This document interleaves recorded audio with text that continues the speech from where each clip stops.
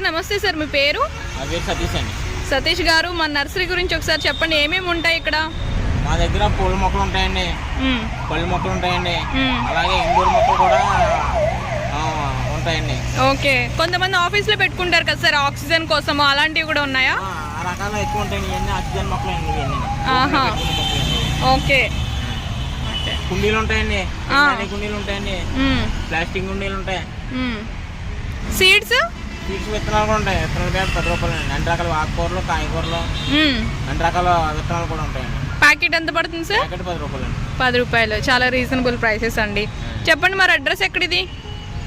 విజయవాడ కృష్ణలంక వారం దగ్గర సాయిబాబా గుడి ఉంటుంది కదండి, గుడి పక్కన అన్నా క్యాంటీన్ ఉంది కదా, పక్కనే.